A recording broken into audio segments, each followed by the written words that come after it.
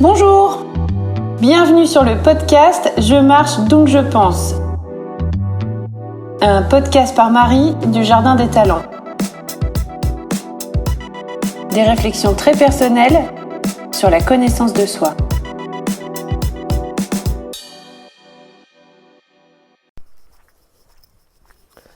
Bonjour à toutes et à tous.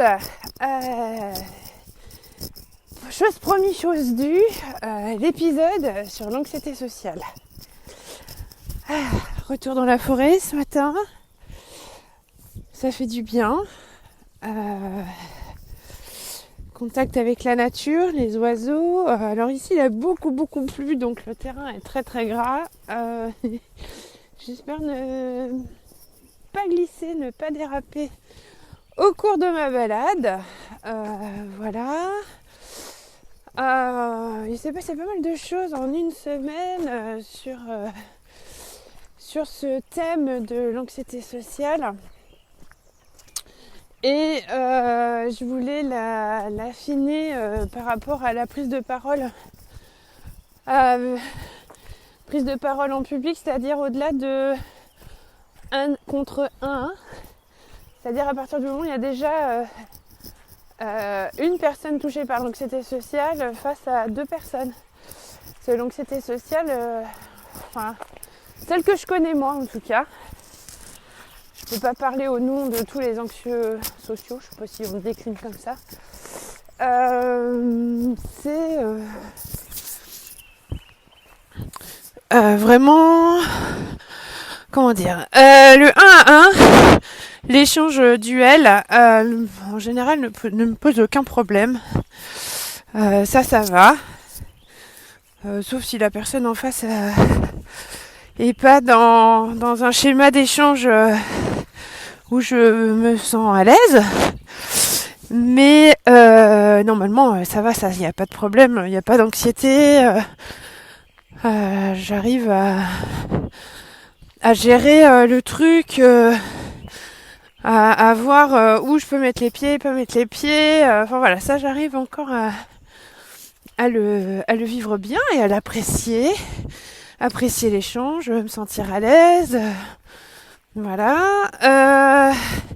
Là où ça commence à partir en cacahuète, c'est quand on commence à rajouter plusieurs interlocuteurs. Alors déjà 3. C'est compliqué d'être à 3. Si on est à 3, je vais avoir tendance à m'effacer. À pas trop prendre la parole, en tout cas dans ce qui est de l'échange. Il y a un podcast de la première saison sur le camouflage social et dedans j'explique comment j'ai longtemps rempli le rôle de clown quand il y avait... des situations sociales avec plus de gens qu'une personne.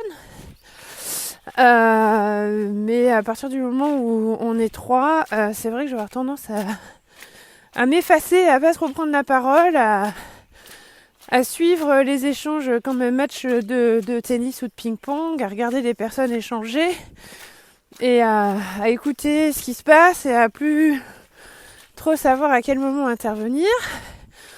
Et à ne plus savoir si ma participation, mon intervention a un intérêt ou une plus-value, quoi.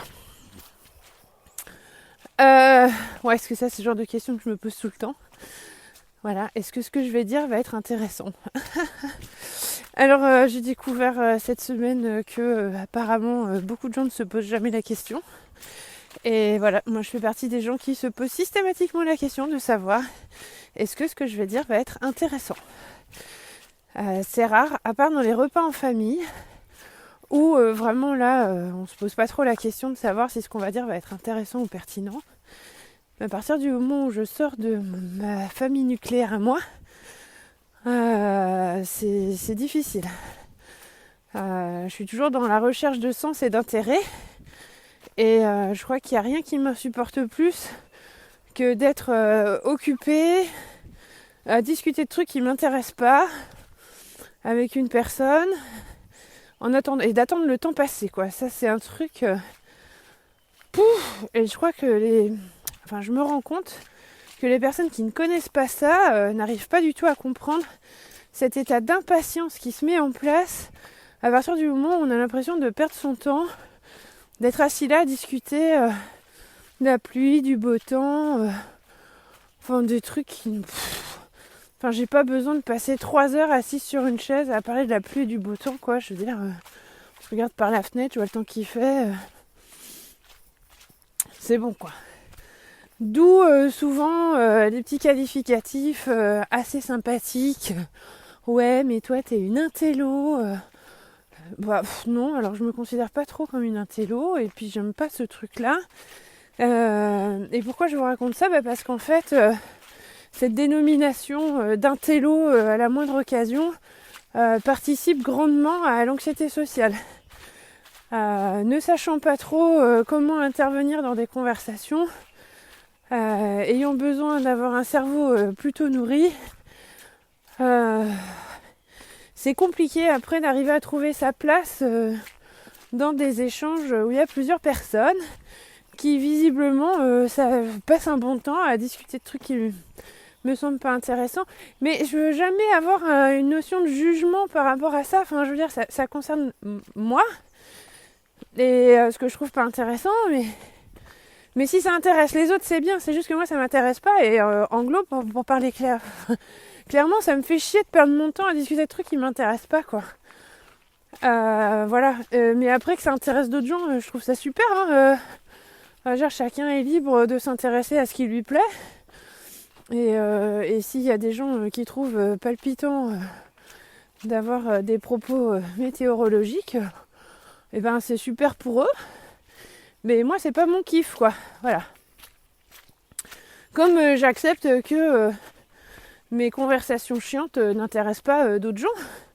Mais du coup moi je force pas les autres à discuter avec moi de mes trucs chiants. Enfin vous voyez ce que je veux dire ? C'est pas moi qui dis que mes trucs sont chiants parce que moi ils me passionnent. Mais c'est en gros ce qui ressort régulièrement, quoi. Que les trucs qui m'intéressent, c'est les trucs chiants, les trucs d'intello, que je complique toujours tout. Je vais chercher midi à 14h, que je coupe les cheveux en 4, que je dois toujours réfléchir, que c'est pénible parce qu'on n'a jamais de discussion légère. Voilà, ça c'est les retours qui augmentent l'anxiété sociale, au fait. Qui me font penser que ce que j'ai à dire n'est pas intéressant et que du coup si c'est pas intéressant ça n'a pas lieu d'être dit et donc au moment de prendre la parole je vais paniquer à mort parce que je sais pas comment les gens vont réagir en face. Ensuite l'anxiété sociale elle est aussi alimentée par le syndrome de l'imposteur. Je crois qu'on en a... Je crois que j'ai déjà fait un podcast sur le syndrome de l'imposteur. Peut-être pas. Peut-être que ça aurait peut-être le coup d'en refaire un autre, je sais pas. Dites-moi sur mes réseaux s'il faut que j'aborde le syndrome de l'imposteur. Ça me fera plaisir. Et d'ailleurs, merci à ceux qui ont communiqué avec moi la semaine dernière suite à mon appel du cœur qui disait au secours, dites-moi que vous m'écoutez, j'ai pas envie de parler dans le vide toute seule. Non. Moi, je suis pas du tout dans un délire égocentrique en fait. C'est juste que ça me fait plaisir, quoi, c'est tout. Et d'être dans l'échange. Et oui, s'il y a besoin d'un épisode sur le syndrome de l'imposteur, avec plaisir. Et je m'appliquerai à faire un truc qui part du cœur et qui part pas du marketing ou du commercial, quoi. Voilà, parce qu'il y a beaucoup de choses sur le syndrome de l'imposteur. On est souvent dans l'effet Barnum. Enfin bon, bref. Donc ce que je voulais dire, c'est que le syndrome de l'imposteur alimente aussi souvent l'anxiété sociale. Parce que on a beau réfléchir par soi-même et avoir peut-être des opinions sur les choses, au moment de les dire, on va vite se retrouver avec la petite voix à l'intérieur qui dit mais t'es qui, toi, pour dire ça ? Mais tu te prends pour qui, toi ? Hein ? T'as l'impression d'être qui pour penser ça ? Tu crois vraiment que ta pensée est juste et correcte ? Tu crois vraiment que tu peux t'opposer à un éminent chercheur, scientifique, docteur, directeur ? Tu vois, toi, petite personne là. Voilà, donc ça c'est le syndrome de l'imposteur. Et il aide pas, hein. Dans l'anxiété sociale, c'est sûr que ça aide pas. Parce qu'au moment de prendre la parole, déjà si on se pose 1000 fois la question de savoir si ce qu'on va dire va intéresser quelqu'un ou est intéressant pour les autres, si en plus on se dit qu'on n'est pas légitime dans ce qu'on a à dire, ça fait déjà 2 grosses barrières limitantes pour prendre la parole. Et le troisième facteur, c'est l'effet trou noir. C'est ce moment-là, alors je sais pas si vous connaissez la série Ali McBeal. C'est une série des années début 2000 qui passait à l'époque à la télé, un petit peu avant Sex and the City, donc c'était le début des séries américaines pour les grands, on va dire, qui étaient moins concons que Dallas ou mince, j'en avais une autre, Amour, couleur et beauté, tout ça là, les trucs un peu cucul à praline et sans fin, et c'était un peu plus intelligent que les trucs pour ados. Donc c'était vraiment les débuts des séries pour les jeunes femmes plutôt intelligentes, on va dire, avec un peu d'esprit dedans. Et donc Ali McBeal, à chaque fois qu'elle est dans... je sais pas comment décrire le truc. Donc c'est une jeune femme à New York. Je crois que c'est New York ou ça doit être New York. Qui a un super job, qui travaille en tailleur, en chaussures à talons. Elle est juste canon. Elle est grande, elle est blonde, elle est intelligente, tout ça. Et quand elle se retrouve dans des situations délicates, on la voit se liquéfier. Et donc, on voit ce qui se passe dans sa tête, en fait. Elle se transforme en flaque d'eau, et une flaque d'eau qui se dérobe sous les portes, quoi. Voilà. Donc, l'effet trou noir, c'est un peu ce truc où on nous pose une question, et là, c'est la terreur interne. C'est les signaux rouges dans tous les sens, c'est signal d'alarme, liquéfication totale, vouloir partir vite, moi pas avoir préparé la réponse à cette question dans ma tête, et là ça part en vrille, ça part en cacahuète, c'est juste l'enfer, c'est une sensation corporelle atroce, c'est des sueurs froides, c'est l'estomac qui se noue, et c'est vraiment le trou noir dans la tête, quoi. C'est ce moment où on se retrouve avec le regard bovin et un visage de carpe, genre erreur 404. J'ai pas prévu ça dans mon programme de conversation du jour. Et donc du coup, je n'ai pas la réponse. Bip, bip, bip, bip. Et là, c'est le trou noir avec la petite voix qui dit « Au secours, au secours !» Et même parfois, il n'y a même plus la petite voix. C'est juste atroce, c'est l'angoisse complète. Et ça, c'est juste horrible. Et donc en fait, l'anxiété sociale, c'est un peu un mélange des trois, qui fait que parler à autrui, ça devient vite compliqué. Parce qu'il y a ces trois peurs qui se sont installées à l'intérieur, dans la tête et dans le corps, et que du coup, ça devient très très compliqué. Parce que non seulement on n'a pas envie de vivre l'expérience de l'effet trou noir avec toutes ces sensations horribles corporelles, et on n'a pas envie de se reposer 1000 questions, et on voit bien que les gens autour arrivent à échanger comme ça là, comme si de rien n'était, comme si de rien n'était, à déblatérer des logos réverbales de choses, de phrases toutes faites, de pensées communes, de trucs qui n'ont ni queue ni tête. Mais du coup, quand c'est à soi de prendre la parole, du coup, c'est genre ouais, mais moi en fait, j'imite la petite voix.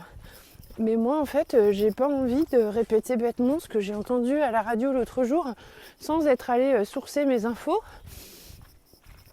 Et puis là, d'un seul coup, si on me demande mon avis, c'est mon avis qu'on me demande. Et en fait, là, techniquement parlant, là, tout de suite et maintenant, j'ai pas un avis tranché sur la chose. Et en fait, en gros, j'ai pas trop grand chose à en dire. Parce que bon, je me suis pas encore intéressée à ce sujet-là. Donc, alerte. Et puis, est-ce que ce que je vais dire va être pertinent? Donc, alerte. Alerte. Alerte. Alerte. Et voilà. Et du coup, pouf, le système s'éteint. Ouh. Et il n'y a plus personne. Voilà. l'effet trou noir. Et après, quand le cerveau se remet en marche, il y a la culpabilité. Mais putain, merde, je suis quand même pas con, quoi. Je veux dire, je suis quand même une personne intelligente avec un cerveau. J'aurais dû être capable de répondre à cette question. Mince, pourquoi je l'ai pas fait? Ouais, puis de toute façon, c'est toujours pareil. J'ai pas de répartie.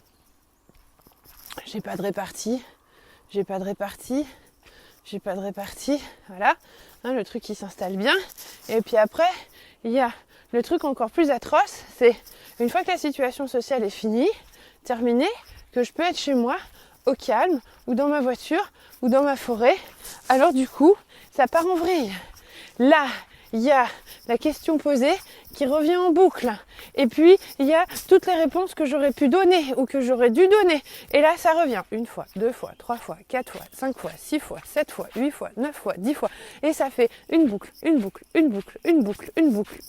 avec, ah oui, et là j'entends la voix de l'autre, et j'entends ma voix, et la petite voix qui vient dessus, et qui dit, ah mais t'aurais dû dire ça, et pourquoi t'as pas dit ça, et pourquoi t'es nana, et nanana, avec la culpabilité.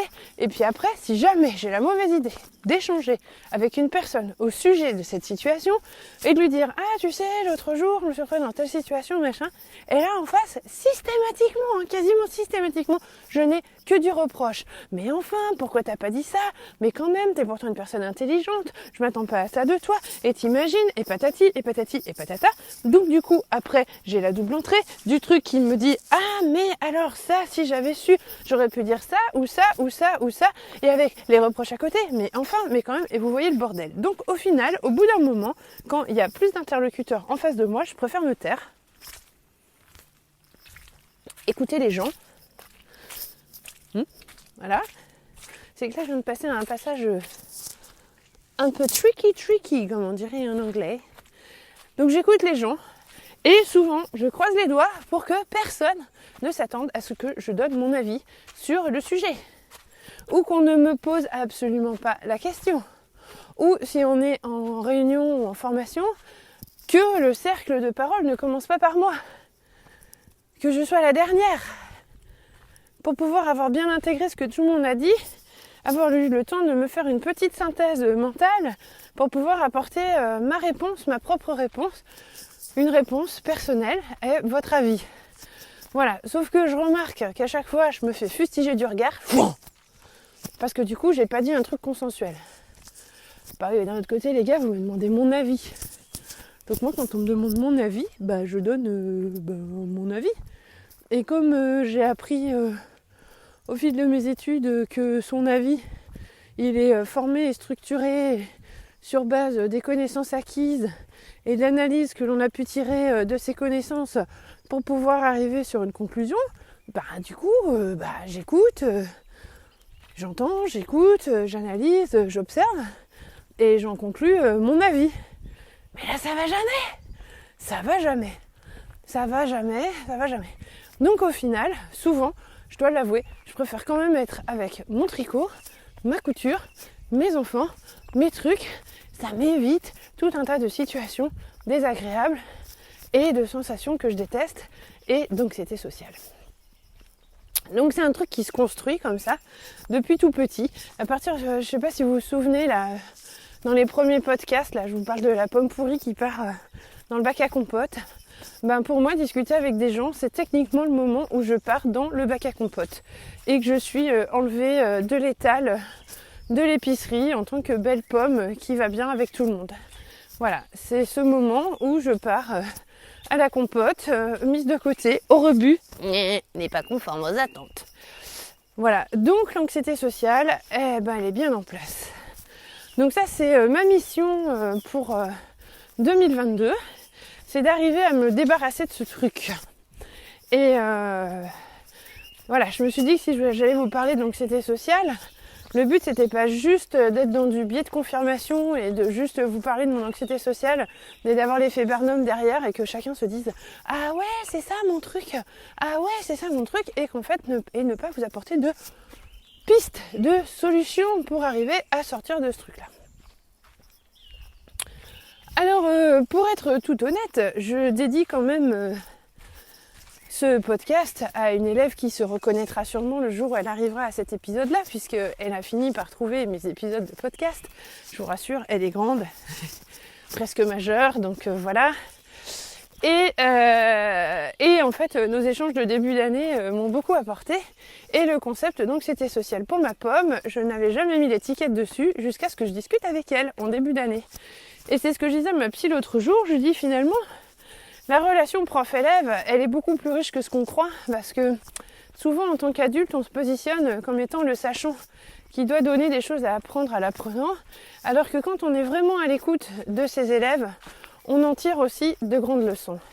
Et observer cet élève au quotidien, enfin je l'ai 3 fois par semaine, mais donc c'est pas tout à fait le quotidien, enfin bref si, enfin, vous voyez comment on en arrive à l'anxiété sociale, c'est quand on en arrive à vouloir être précis sur les mots et que du coup on revient en arrière sur ce qu'on vient de dire parce que finalement c'était pas assez précis, et qu'au final si vous m'écoutez maintenant, peut-être vous n'en avez absolument rien à cirer de savoir que au quotidien, dans ma phrase, je veux dire 3 fois dans la semaine et que j'aurais dû être précise sur 3 fois dans la semaine.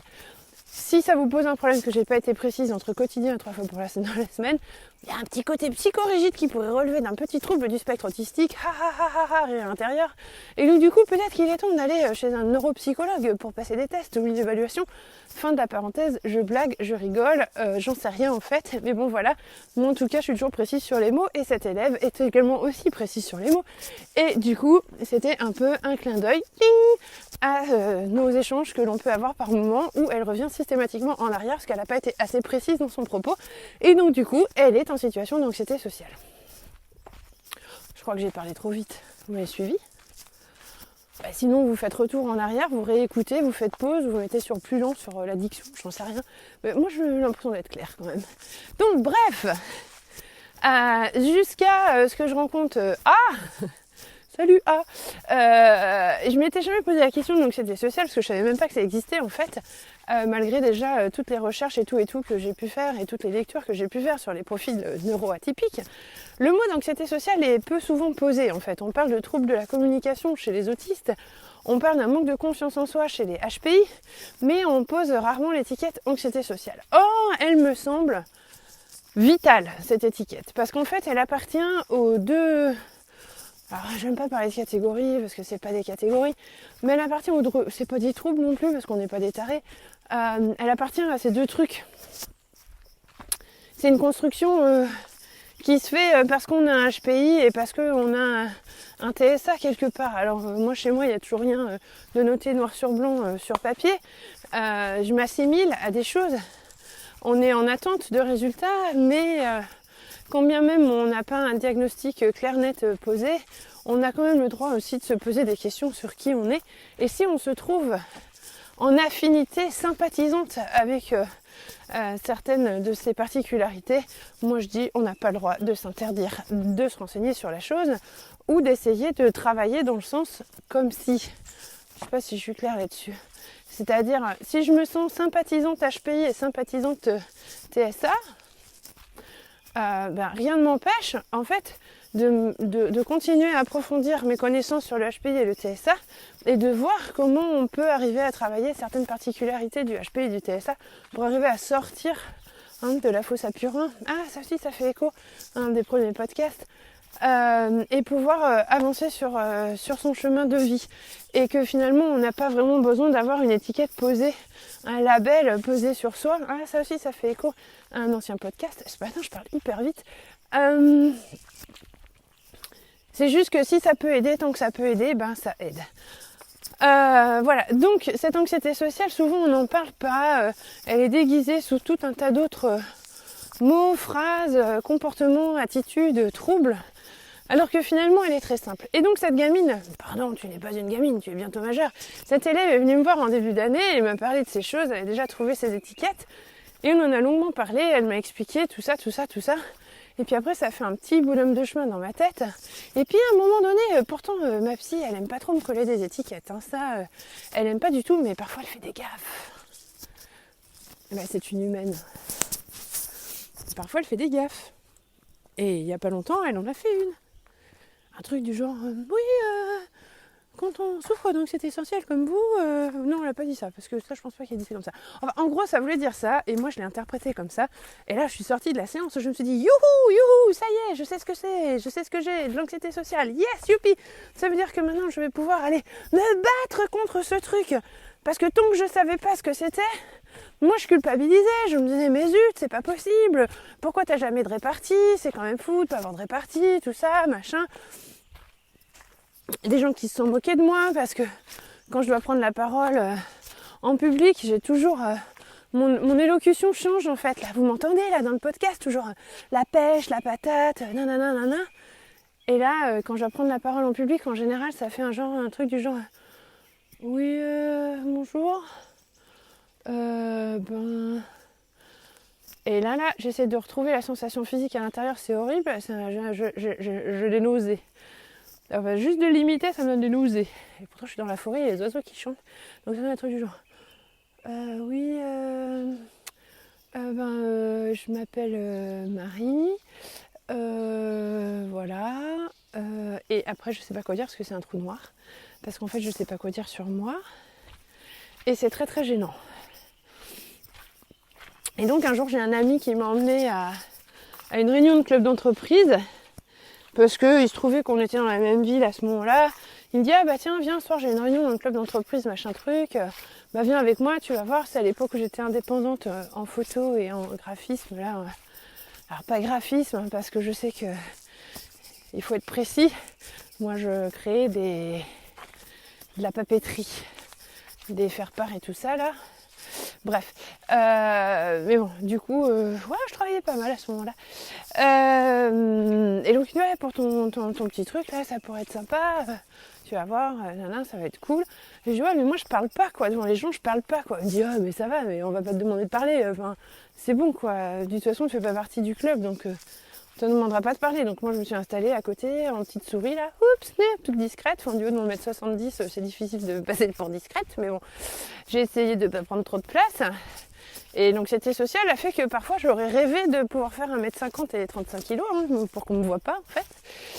Mais non, 1m70 et pas du tout 35 kg, en général, on me voit. Donc, c'est plutôt désagréable comme sensation. Et là... Et à un moment donné, il a fallu que chacun se présente. Moi, j'étais bien restée assise, cachée dans mon coin, là. Et il y a quelqu'un qui a dit, vous, là, du coup, qu'est-ce que vous faites ici ce soir ? Alors, j'ai regardé l'ami, il me regarde et me dit, bah si, il faut que tu parles, là. Je dis, bah non, ça va pas être possible. Donc, il me dit, bah si, tu me fous pas la honte, là. On te demande, c'est mon club, tu parles. Je dis, ah mais non, ça va pas être gérable. Et là, on dit, bah, vous faites quoi, alors ? C'est quoi votre... Bah, levez-vous, là, que tout le monde vous voit. Et là, bah, l'horreur. Et du coup, le temps que j'essayais de me présenter, l'ami, il était mort de rire, quoi. Il s'est tapé un fou rire de dingue. Et encore aujourd'hui, quand on se voit, il me sort bonjour, je m'appelle Marie. Il dit, purée, tu m'as trop fait halluciner ce jour-là parce que... Enfin, le jour et la nuit, quoi. Tu sais, en duo, t'as la tchatch et tout, machin, et là, 30 personnes, plus personne. Ah bah non, mais je t'avais dit que je pouvais pas prendre la parole en public. Voilà, donc ça devient vite très très handicapant, avec bien sûr cette sensation d'horreur quand il s'agit d'occuper le centre d'attention d'une assemblée. Alors là, juste pas possible, mais vraiment genre juste pas possible. Et quand j'étais plus jeune, dans mes rêves romantiques, et que je rêvais qu'un jour je me marierais, en fait non. Non. Ah, pas possible. Ah, pas possible, se marier avec des gens et tout. Ah non. Du coup, gros blocage. Impossible d'imaginer ce truc-là. L'horreur absolue, quoi. Du coup, quand je me suis mariée avec le papa de mes enfants, on a fait ça en loose day, quoi. Je veux dire, on s'est mariés tous les deux. Et il y avait déjà beaucoup trop de gens dans la mairie. Et j'ai fait un blackout complet. Que l'adjoint au maire a dû me réveiller en fait de mon état d'hypnose qui s'était installé, parce que j'étais vraiment pas là. Il y avait trop de monde et il y avait pourtant personne. C'est ultra handicapant. Et donc c'est tellement handicapant que passer un entretien dans une entreprise, c'est l'horreur. Ne pas savoir quelle question on va me poser, ce qu'on attend de moi, ce que je dois répondre, ce qu'il faut faire. Enfin, tout le protocole social est absolument non maîtrisé, compétences non acquises. Donc non, l'enfer. Un jour, j'ai passé au Luxembourg un entretien, ils étaient 8 dans la pièce. 8 personnes. Ils m'ont baladé du français à l'anglais pendant 1h30, sans savoir quelles questions j'allais me poser, entre des questions techniques et des questions futiles. Et là, c'était atroce. Quoi faire dans ces cas-là ? Non. Je me dis quand même, pendant longtemps, j'ai culpabilisé de ne pas avoir décroché des super jobs. Parce que je suis toujours arrivée là au Luxembourg quand je cherchais du boulot dans les premières années. Je suis toujours arrivée en shortlist dans les 2 derniers candidats, quoi. Et malgré les blackouts et malgré mes yeux bovins et ma tronche de carpe, genre, je peux prendre le temps de réfléchir à votre question. Voilà. Et du coup, je culpabilisais. J'ai mis ça sur le dos de 1000 trucs en me disant ouais, de toute façon, quand on est une fille et qu'on est jeune, on peut pas décrocher un bon poste, ça marche pas. Puis après, j'ai vu qu'il y avait des filles jeunes qui arrivaient à décrocher des bons postes. Je me dis mais le problème, il est pas là. Il est où le problème ? Bon, bah voilà, j'ai 45 ans et je comprends que le problème, c'est l'anxiété sociale. Et qu'effectivement, à chaque fois, les retours que j'ai eus, parce que je sais pas aujourd'hui comment ça se passe quand on cherche du boulot, ça fait un petit moment quand même que j'ai quitté le monde de l'entreprise. Mais à l'époque, en tout cas, surtout au Luxembourg, ça se faisait comme ça. On pouvait rappeler quelques jours après l'entretien pour avoir le résultat du recrutement et demander aussi ce qui n'était pas allé. Pourquoi on n'avait pas décroché le job. Voilà. Et à chaque fois, on m'a fait le même retour. Manque d'assurance. Ok. Et est-ce que quelqu'un s'est dit à un seul moment que ça allait m'aider de me dire que je manquais d'assurance ? Non. Surtout que moi, je voyais absolument pas comment augmenter mon assurance. Et finalement, voilà, c'est cette année, en échangeant avec une de mes élèves, que du coup, je me rends compte qu'en fait, la clé à tout ça, c'est l'anxiété sociale. C'est ce truc qui fait qu'on peut perdre tous ses moyens, toutes ses capacités en présence d'autrui.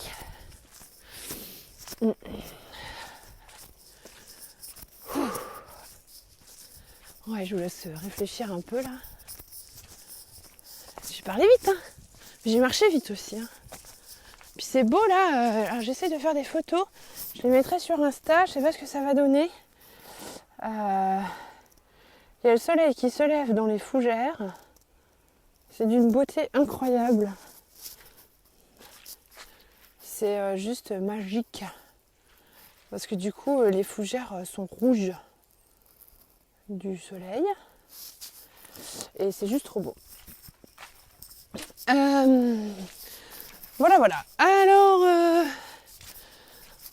comme j'ai pris conscience de l'anxiété sociale et que je suis quelqu'un qui n'aime pas trop rester enfermé dans ses problèmes, bien que certaines personnes peu bienveillantes ont eu déjà des propos un tantinet désagréables à mon égard sur le fait que visiblement, Marie, tu apprécies te mettre toujours dans la merde et tu ne fais rien pour changer dans ta vie.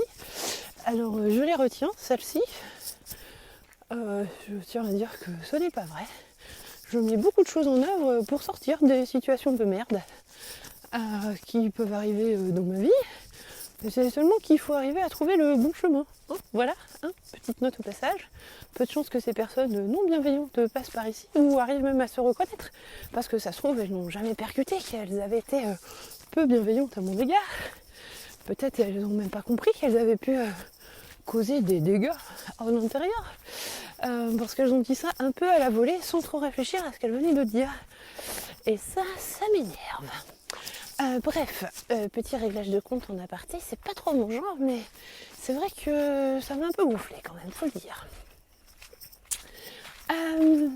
Donc je disais, comme j'ai quand même une fâcheuse tendance à tout mettre en œuvre pour pouvoir sortir des dysfonctionnements, eh bien j'ai activé le cogitum, la petite roue du hamster.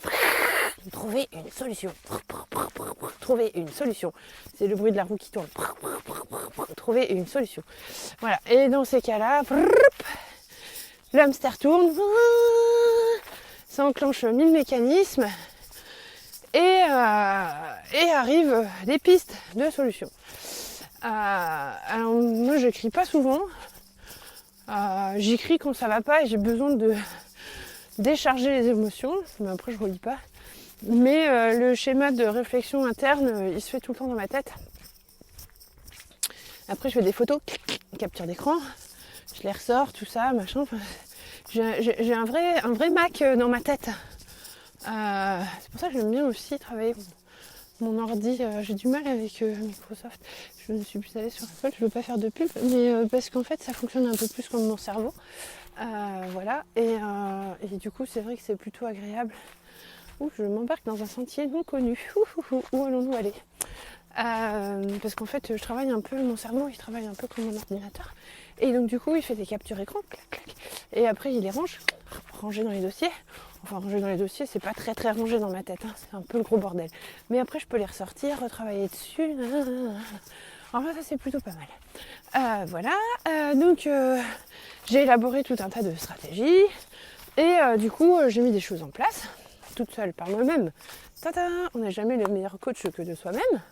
Donc j'ai appliqué pour moi-même toutes les belles choses que je vois en coaching avec les personnes avec qui je travaille. Et donc du coup, je me suis lancé des petits défis. Voilà. Alors, par exemple, l'autre jour, je surfais allègrement sur Internet quand j'ai trouvé... non, je lisais la newsletter du magazine auquel je suis abonnée, là, que j'aime bien. J'en ferai la pub après. Et puis j'ai vu qu'ils allaient sortir un numéro sur les atypiques, sur les enfants. Ouais, c'est un magazine qui s'appelle Innovation en éducation. Je l'aime bien parce que c'est un magazine indépendant. Et il n'y a pas de pub. Et le rédac chef, il est à fond sur son truc. Et je le trouve... waouh quoi, il m'épate. Franchement, il m'épate. Il a une énergie de malade. Et il avance et tout. Et je trouve ça super. Et donc, je me suis dit... allez, zou, ma grande. Mets en application le coaching. Bonjour Julien. Alors, c'est le nom du rédac chef. Voilà, je m'appelle Marie. Je fais ça et ça dans ma vie. J'ai vu que vous allez sortir un numéro sur les enfants atypiques. Il se trouve que je les connais un peu bien. Parce que non seulement j'en ai dans ma maison, mais en plus j'aime bien travailler avec eux à l'école. Et voilà, alors mes enfants ils sont atypiques comme ça. Et moi je suis prof comme ça. Et puis je fais ça et ça en coaching et puis j'ai fait ça en formation. Donc si jamais un petit témoignage vous intéresserait, pas hésiter à me recontacter. Du coup il m'a offert 2 pages, une double page avec ma photo et mon nom dans le magazine. Donc voilà, ça je dois dire que, comment dire, j'étais hyper émue. Quand le magazine arrive à la maison, je suis plus en forme pour faire des saltos arrière, mais mentalement je les ai faits. J'ai mis la musique fort et j'ai dansé dans ma maison et j'ai crié fort dans ma maison parce que c'était quand même une sacrée victoire. Hein. Ouhou. Alors je dis pas que ça a été un exercice mental simple. Je dis pas que l'anxiété sociale est passée, hein, c'est pas ça du tout. C'est juste que je me suis foutu un coup de pied derrière et que je me suis dit go, ma grande. De toute façon, il y a un comité de rédaction, donc les articles vont être lus. Donc si t'as écrit de la merde, on va te le dire. D'ailleurs, le premier jet de l'article, on me l'a renvoyé, on m'a dit il est pas assez dans les détails, il faudrait compléter un petit peu. Et il est un peu trop comme ça, donc voilà. Et là, je me suis pas dit... mon monde s'écroule, tu vois, je suis nulle. Non, je me suis dit, ma grande, ils n'ont pas dit que c'était nul. Ils t'ont dit qu'il fallait juste que tu précises les choses et que tu affines. Et du coup, tu es capable de le faire. Tu es capable de le faire. Et donc, je l'ai fait. Voilà. Et je dois quand même dire que ce matin, je pars allègrement en cacahuète. Et c'est plutôt sympa. Voilà, vous m'en voudrez pas. J'essaie de trouver l'heure, mais je n'ai pas l'heure. Oups, il va falloir que je me dépêche quand même. Et donc du coup, j'ai écrit, complété. Voilà, je savais pas trop ce qu'on attendait de moi parce que c'était hyper libre et pas du tout cadré. Et moi, quand je suis pas cadrée, je sais pas ce que je dois faire, donc c'est toujours compliqué. Mais du coup, je l'ai fait. Et du coup, l'article a été publié. Et je crois qu'ils n'ont pas changé grand-chose à l'article en fait. Et voilà. Et du coup, je suis super fière parce que j'ai dépassé une peur. Voilà. Du coup, forte de ceci, je me suis dit, la prochaine fois que quelqu'un m'embestouille avec l'imposteur qui essaye de me faire croire que je suis une imposteur, je pense que je pourrais quand même utiliser le fait que j'ai une double page dans un magazine au sujet de l'autisme à l'école. Alors je me le suis répété plein de fois dans ma tête, c'est parti d'un truc... on m'a bien, y a des personnes bienveillantes autour de moi qui m'ont dit si surtout on t'embête, tu ressors bien ton article, tu t'appuies dessus. Et je dis oui, et je pensais pas devoir m'en servir à un moment donné, parce que je trouvais que c'était un petit peu un manque d'humilité de devoir s'appuyer sur un truc qu'on vient de faire pour justifier sa légitimité. Voilà, je suis toujours pas convaincue de pas avoir écrit de conneries dans cet article, je suis honnête, mais bon, voilà. J'évite de trop me tracasser là-dessus. Sauf qu'entre-temps, Julien m'a renvoyé un mail pour me dire oui, Marie, en fait, on aimerait bien vous inviter pour un live pour parler de l'autisme à l'école. À ce moment, je me suis dit waouh, le challenge, syndrome de l'imposteur. Ouin, sirène. Ah non, je peux pas. Et là, toutes les pensées limitantes, les croyances, les trucs, les machins, qui tu es, patati, patata. Ouais, je vous épargne tout le chemin de pensée, ok. Et puis j'ai réussi à renverser le truc. À me dire, ma blonde, il te fait confiance, le gars. Ça veut dire que t'as pas écrit tant que des conneries que ça dans ton magazine. Ça veut dire que tu as la capacité à le faire. Et puis jusqu'à hier, je doutais encore. Et je lui ai envoyé un mail un peu casse-couille d'ailleurs, en me disant oui, est-ce que ce serait possible d'avoir les questions à l'avance, histoire que je puisse les préparer dans ma tête. Et il me dit préparez vos questions parce que moi je préfère être spontanée. Je dis ok d'accord. Alors franchement j'ai pas répondu. Et puis hier s'est passé un truc extraordinaire. Comme quoi l'anxiété sociale peut se convaincre, se vaincre, se maîtriser, se dompter, s'apprivoiser. Hier, on avait ce qu'on appelle une ESS. C'est une réunion pour les enfants qui sont porteurs de handicap. Ma fille, elle est déclarée autiste sévère, avec un HPI qui est plutôt élevé, qui lui permet de compenser. Et donc du coup, on est sur une demande d'aménagement. 1h45 de putain de réunion. Alors si jamais des personnes qui ont participé à cette réunion hier ont fini par trouver par le mystère des hasards ce podcast et l'écoute, je ne vous incrimine pas. Ceci dit, vous m'aurez été bien utile pour pouvoir vaincre l'anxiété sociale, parce que hier, au cours de la réunion, à un moment donné où la moutarde m'est légèrement montée au nez, à force qu'on me demande de me justifier, parce que j'essaie d'imiter les codes sociaux, en étant plutôt édulcorée dans mes propos, j'avais pas forcément envie de m'étaler sur la vie de ma fille et de notre vie à la maison. J'ai juste envie que si on dit à quelqu'un « cet enfant est autiste sévère », on le prenne au sérieux et qu'on le considère comme étant un autiste sévère. Peu importe si cet enfant ou cette personne est tout à fait capable de s'adapter, de faire le caméléon dans la vie de tous les jours et de faire croire qu'elle n'est pas autiste pendant quelques heures. Mais après, ça marche pas. Sauf qu'hier, en face de moi, j'ai quelqu'un qui avait la peau dure, une résistance incroyable. Oui, moi, je pense que, mais moi, dans ma classe, les ados, oui, mais les ados, est-ce qu'on n'est pas un peu sur des problématiques communes à tous les ados? Est-ce que, quand je vous écoute, j'ai l'impression que Non, il dit pas quand je vous écoute, ça, c'est pas possible, parce qu'il commence toutes ces phrases par moi. Ah oui, monsieur, si jamais vous passez par là, vous êtes un petit peu égocentrique, je dois dire. Moi, je pense que, à mon avis, je dis que, il m'a bien gonflé. Au demeurant, il est sympathique, cet adversaire. Mais là, je me suis un peu attaquée à Goliath, quoi. Et Goliath m'a un poil agacée. La moutarde m'est vraiment montée au nez jusqu'au moment où j'ai un peu explosé. Alors je veux dire que je suis ultra fière de moi parce que j'ai pas explosé en mode Marie explose. Parce que le problème de l'anxiété sociale, c'est que quand on explose, on explose. Et là, ce n'est plus socialement acceptable. J'ai réussi à utiliser ma fonction ma fonction exécutive de point l'inhibition, qui est la capacité à filtrer ce que le cerveau veut bien donner pour pouvoir accéder à ce qui est important. Pour bien garder en tête, ma grande, tu as envie d'être crédible. Ma grande, tu as des enjeux.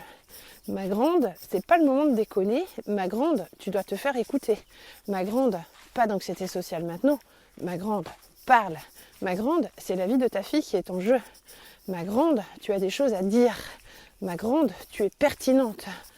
Et donc là, j'ai fini par dire oui, vous comprenez, la situation est fortement délicate pour moi puisque je suis assise ici en tant que parent d'élève, je ne suis que la maman de cet enfant. Or, quand je passe la porte de cet établissement scolaire, il y a des personnes qui font appel à moi et à ce que je sais sur l'autisme et à mes compétences pour, par exemple, je viens de publier un article de 2 pages dans une revue spécialisée et on vient de faire appel à mes compétences pour pouvoir intervenir sur une émission en direct sur les réseaux.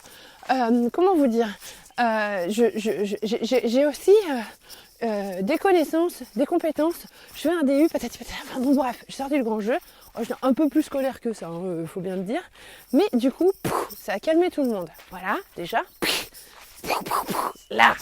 Et là, j'ai fait anxiété sociale, parti. Yes, wouhou. Je me suis sentie forte, mais forte. Le truc de dingue. Et puis après, ça a continué. Il a recommencé à gratter en face, là. Un vrai combat de coq. Une espèce de joute verbale et intellectuelle. Oui, moi. Et au bout d'un moment, je lui ai volé dans les plumes. Mais en restant correct. Ma fille m'a dit, maman, moi, quand j'en viens à parler comme ça aux gens, c'est que je suis vraiment très fâchée. Je lui ai dit, j'ai crié fort. Elle m'a dit, non, t'étais juste très ferme. Et elle m'a dit, t'as parlé longtemps, 1 quart d'heure en moins. J'ai dit non, j'ai pas parlé 1 quart d'heure. Je sais que j'ai fait un long monologue, mais il n'a pas duré 1 quart d'heure. D'ailleurs, monsieur moi en face, il me dit, je viens de vous écouter très longuement. Eh ben oui, Coco, tu m'as écouté longuement, mais j'avais des choses à dire. Et c'est sorti, et c'était construit, et c'était... waouh. Je veux dire, le gars qui passe sa vie à interrompre tout le monde et à dire moi, je l'ai mouché, il n'avait plus rien à dire. Sec, séché, par terre, hippon. C'est ça au judo, hippon. Enfin, du coup, il était par terre, quoi. Et je suis rentrée chez moi, j'ai fait la danse de la joie. Mais alors, une danse de la joie parce que, en gros, alors je suis pas encore guérie de l'anxiété sociale. Je sais pas si on peut appeler ça une pathologie, mais je suis pas encore à 100% de mes full capacity. Mais du coup, waouh, j'ai eu de la répartie. J'ai réussi à moucher vous voyez, un gars 50 ans, blanc, patriarcal, un peu misogyne sur les bords, qui pense qu'il détient le savoir ultime parce qu'il est agrégé ou je sais pas quoi, là. Et uppercut. Par terre, plus rien à dire. Ce qui fait que la première demande que j'ai eue dans les 2 premières minutes d'échange, il a fini par apporter la réponse directe. Parce que ce que je lui ai demandé en tout début d'entretien, quand il y avait encore tout le monde dans la salle, il a commencé à dire « Oui, mais moi, machin ». Et là, il a fini la réunion par « Oui, alors en fait, en ce qui concerne la date, pour expliquer à la classe le fonctionnement de votre fille, je propose le 20 janvier ». 1h45 pour avoir une date. Ça fait depuis la première quinzaine de septembre qu'on revient à la charge régulièrement, quoi. Oui, alors, pour Emma... oups, pardon, j'ai dévoilé l'identité de ma fille. Pour ma belette, vous avez mis l'idée qu'elle puisse présenter l'autisme à sa classe. Du coup, c'est quand elle doit préparer quoi? Combien de temps? Tout ça, dans le vent. Et là, au début, il nous attaque en disant oui, alors, en fait, en début d'année, on avait évoqué l'éventualité que votre fille puisse présenter, machin, mais à ce jour, ça n'a pas encore été fait. Et je lui dis ah oui, vous avez proposé une date? Ah ben non, mais et je dis ben voilà, ça commence par là, une date, un cadre. Il faut lui donner une date, un temps de parole, des axes, lui dire voilà, ce serait bien si tu pouvais aller dans ce sens-là ou dans ce sens-là, et cadrer le truc. Et donc au début de réunion, il fait il pleurniche là, et à la fin c'est lui qui me dit bon, le 20 janvier, ça te va, Belette? Bon, il l'appelle pas Belette, hein, bien sûr. Donc du coup, ça renforce. Et ce matin, là, il faut que j'envoie un mail pour le live du 1er février sur les autistes à l'école en tant qu'enseignante. Je vous dévoile un peu le truc là. Stress. Pour dire à Julien que c'est bon, je me sens prête. Vu comment j'ai pu gérer hier une situation complexe. Et en plus, j'ai pu bien prendre conscience du manque de connaissance de l'autisme par les enseignants et du fait qu'en fait, ils sont conscients de rien du tout, quoi. Mais de rien. Enfin, je veux dire, le gars, il me dit non, mais je comprends pas en évaluation, pourquoi elle décroche.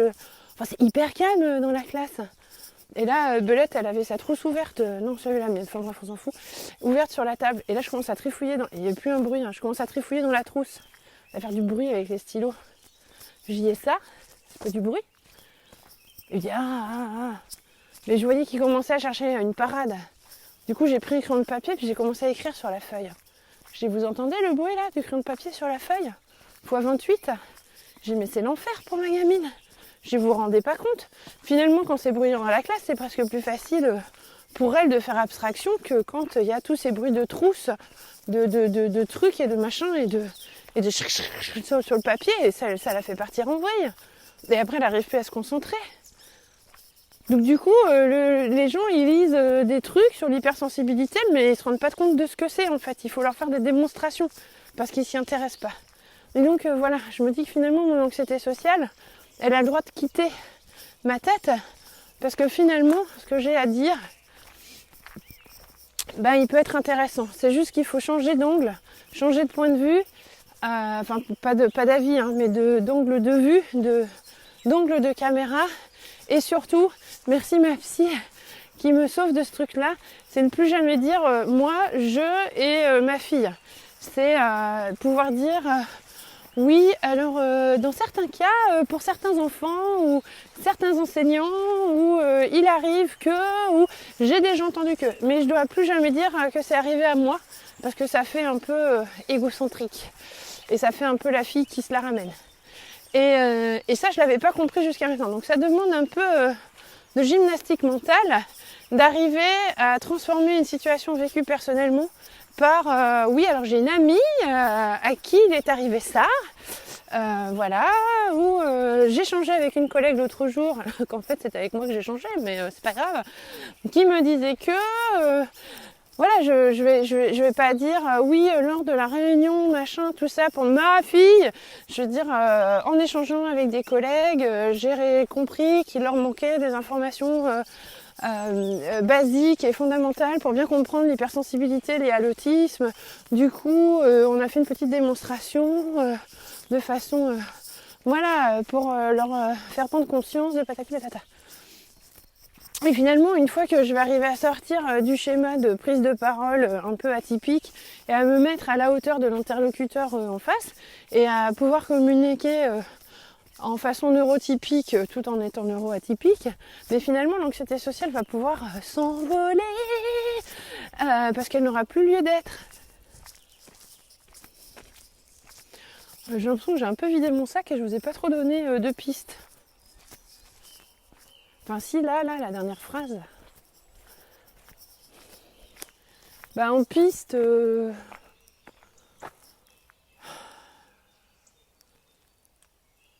je pense que c'est important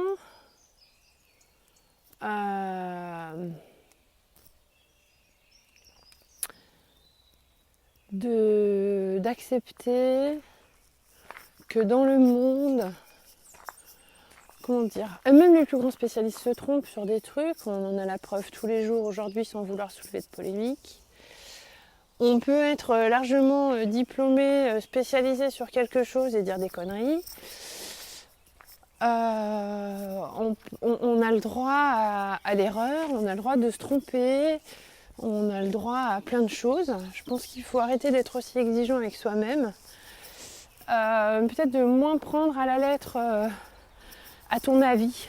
Eh ben ouais, mais alors du coup j'ai aussi le droit parfois de donner du vent. À mon avis, et puis là on peut broder en disant oui bah alors hier je disais ça, machin. Bon en fait je suis pas tout à fait d'accord avec eux pour telle et telle raison parce que ça correspond pas à ma sensibilité. Et puis voilà, on botte en touche, mais on part pas dans une usine à gaz. Moi j'ai une image mentale, quand on me dit à ton avis, j'ai l'image mentale d'une grosse usine façon Léonard de Vinci, là, où tout se met en vrille, et à la fin il sort pas grand chose, et en fait on a aussi le droit d'être un peu neutre, de pas se positionner, de pas dire aux gens qu'on en a rien à foutre, parce que ça va en effet miroir, ils vont se dire que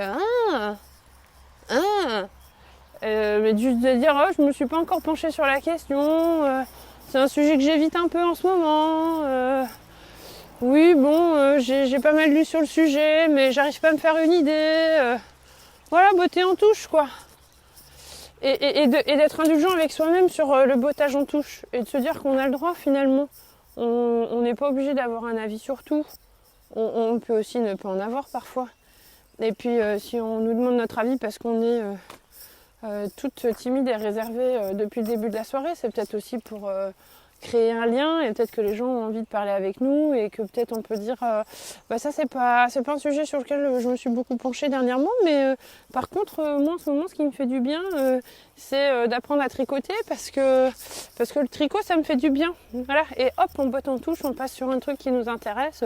Ah bon, tu tricotes quoi, et puis voilà, et puis on est sur une petite conversation un peu légère. Et puis là, on peut prendre confiance en soi. Et alors, confiance en soi, ça me gonfle, ça aussi, il faut que je revienne dessus. Mais on peut booster son estime, en fait, en se disant qu'on est capable de faire certaines choses, même si ça ne rentre pas dans les clous et dans les attentes sociales, qu'on a quand même la capacité à le faire, et que c'est chouette. Voilà, donc on a été content de pouvoir le faire. Et puis quand on a des idées engagées, on peut les défendre. On peut les défendre. Après, il s'agit d'apprendre à comment le faire pour que ce soit pas jugeant, pas passif-agressif, pas dénigrant, que ce soit... voilà. Mais on a le droit d'être ferme dans ses propos. Moi, je dis... Bon, je vous laisse là. Je vous dis à bientôt. Ouais, ça sera peut-être sur la confiance en soi la prochaine fois. Ce fameux concept mirage qui me saoule un peu parce qu'en fait, je crois que je l'ai abordé dans le dernier podcast. C'est gérer ses émotions, c'est pas le bon mot, et la confiance en soi, c'est pas le bon mot non plus. Et on vend beaucoup de marketing à 2 balles avec tout ça. Et ça m'agace. Voilà. Allez, bonne journée à vous. Oups, c'était la portière de ma voiture. Ça y est, je dois partir. Bye bye.